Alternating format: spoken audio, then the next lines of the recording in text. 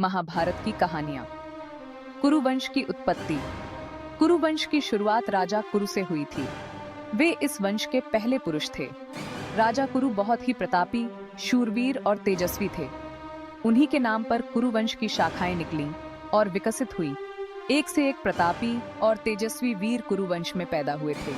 महाभारत के प्रसिद्ध पांडवों और कौरवों ने भी कुरुवंश में ही जन्म लिया था। महाभारत का युद्ध भी कुरुवंशियों के बीच हुआ था, जो पूरे 18 दिनों तक चला। अनुमान है कि महाभारत में वर्णित कुरुवंश 1200 से 800 ईसा पूर्व के दौरान शक्ति में रहा होगा। पौराणिक मान्यता को देखें तो पता चलता है कि पांडव अर्जुन के पोते, अभिमन्यु के पुत्र परीक्षित और महापद्मनंद का काल 382 ईसा पूर्व ठहरता है। कथा: कुरु कौन थे और उनका जन्म किसके द्वारा और कैसे हुआ था? इन सवालों पर वेद व्यास ने महाभारत में प्रकाश डाला है। कुरुवंश की कथा बहुत ही रोचक और प्रेरणा देने वाली है, जो इस प्रकार है। राजा संवरण। बहुत पुराने समय में हस्तिनापुर में एक प्रतापी राजा राज्य करते थे, जिनका नाम संवरण था। राजा संवरण सूर्य के समान तेजवान थे और अपनी प्रजा का बहुत ध्यान रखते थे। वे खुद कष्ट उठाकर भी अपनी प्रजा के कष्टों को दूर करने का पूरा प्रयत्न करते थे। संवरण सूर्य देव के अनन्य भक्त थे। वह रोज बहुत ही श्रद्धा के साथ सूर्य देव की पूजा करते थे। जब तक सूर्य देव की पूजा नहीं कर लेते थे, पानी का एक घूंट भी नहीं पीते थे। एक दिन संवरण एक पहाड़ पर शिकार करने के लिए गए। जब वह हाथ में धनुष बाण लेकर पहाड़ के ऊपर शिकार के लिए घूम रहे थे, तभी उन्हें एक बहुत सुंदर युवती दिखाई दी। वह युवती सुंदरता की मूरत थी। ऐसा लगता था कि उसके हर अंग को भगवान ने बड़ी ही रुचि के साथ बनाया हो। संवरण ने आज तक ऐसी सुंदर युवती नहीं देखी थी। संवरण का मन उस युवती पर फिसल गया। सब कुछ भूलकर उन्होंने खुद को उस पर न्योछावर कर दिया। वह उस युवती के पास जाकर प्यासी निगाहों से उसकी ओर देखते हुए बोले, सुंदरी, तुम कौन हो? तुम देवी हो, गंधर्व हो या किन्नरी हो? तुम्हें देखकर मेरा मन चंचल हो उठा है। तुम मेरे साथ गंधर्व विवाह करके सुख से रहो। लेकिन उस युवती ने संवरण की बातों का कोई जवाब नहीं दिया।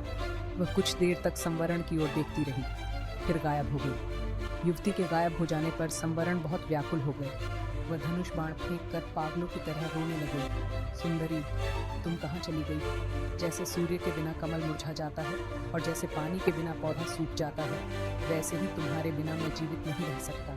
तुम्हारी सुंदरता ने मेरे मन को चुरा लिया है।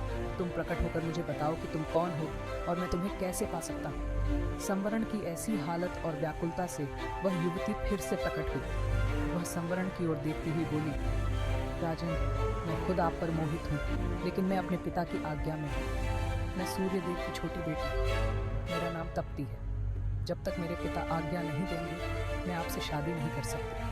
अगर आपको मुझे पाना है तो मेरे पिता को प्रसन्न कीजिए।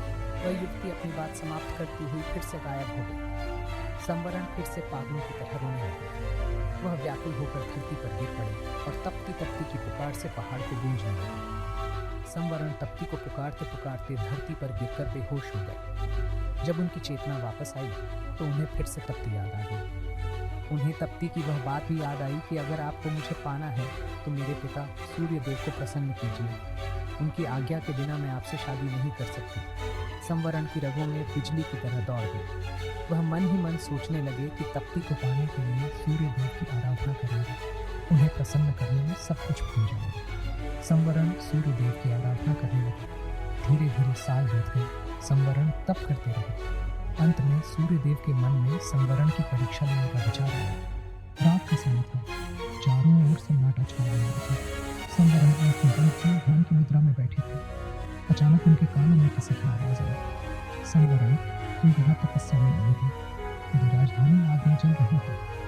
यह सुनकर भी संवरण चुपचाप अपनी जगह पर बैठे रहे। उनके मन में जरा भी दुख नहीं हुआ। उनके कानों में फिर से दूसरी आवाज सुनाई दी, संवरण, मेरे परिवार के सभी लोग आग में जलकर मर गए। लेकिन फिर भी राजा संवरण हिमालय की तरह अडिग होकर अपने स्थान पर ही जम रहे। उनके कानों में फिर से तीसरी बार आवाज सुनाई दी, संवरण, तेरी प्रजा अकाल की आग में जलकर भस्म हो रही है।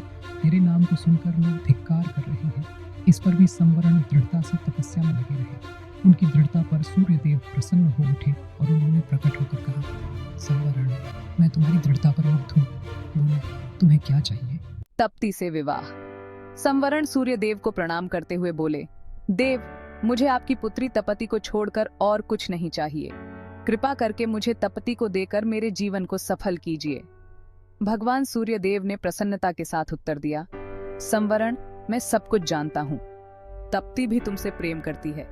आज से तप्ती तुम्हारी है।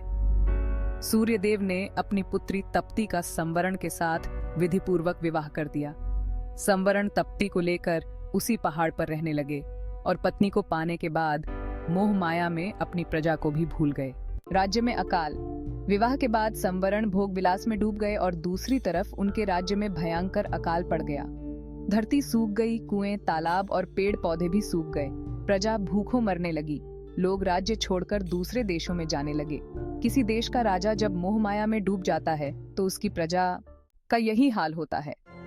राजा संवरण का मंत्री बहुत बुद्धिमान और उदार हृदय का था।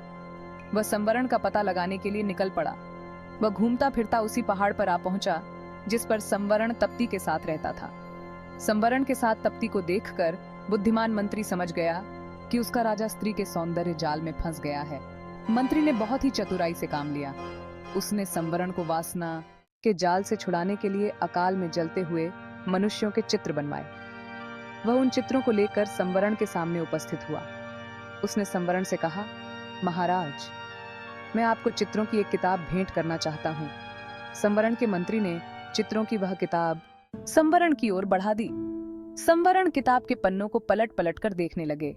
किसी पन्ने में लोग पेड़ों की पत्तियां खा रहे थे, किसी में माताएं अपने बच्चों को कुएं में फेंक रही थीं, किसी पन्ने में भूखे लोग जानवरों को कच्चा मांस खा रहे थे और किसी पन्ने में प्यासे लोग हाथों में कीचड़ लेकर पी रहे थे।